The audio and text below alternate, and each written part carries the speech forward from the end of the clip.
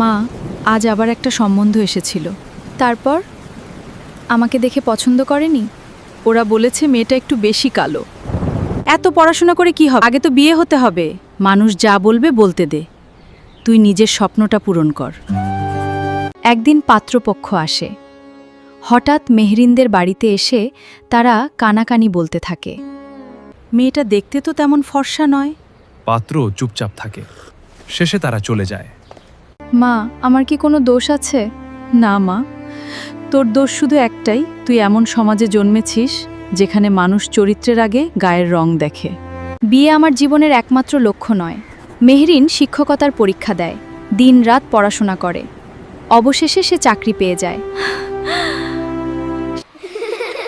আপু, আপনি এত কালো কেন?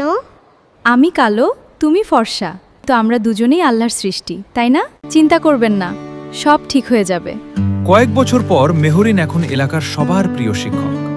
গরিব ছাত্রদের নিজের টাকা দিয়ে বই কিনে দেয়। একদিন মেহরিনের বাড়িতে আবার সম্বন্ধ আসে। এবার পাত্রের নাম আদনান। আদনান একজন সাধারণ চাকরিজীবী।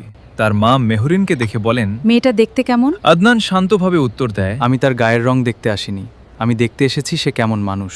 সবাই চুপ হয়ে যায়। মেহরিন ও আদনানকে কিছুক্ষণ কথা বলার সুযোগ দেওয়া হয়। মেহরিন সরাসরি প্রশ্ন করে, আপনি জানেন আমি ফর্সা নই, জানি, তারপরও বিয়ে করতে রাজি?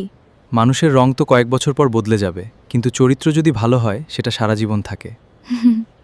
বিয়ের দিন মেহরিনের বিয়ে হচ্ছে।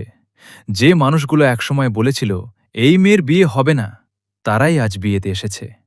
এক বৃদ্ধা মেহরিনের মাকে বলেন, বোন, তোমার মেয়েটা সত্যিই ভাগ্যবতী।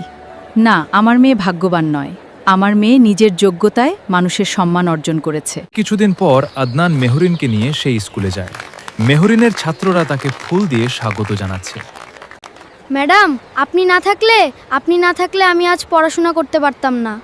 আদনান দূর থেকে সব দেখে মুগ্ধ হয়ে যায়। সে মেহরিনকে বলে, আজ বুঝলাম, আমি শুধু একজন স্ত্রীকে বিয়ে করিনি, আমি একজন অসাধারণ মানুষকে আমার জীবনে পেয়েছি। হনু,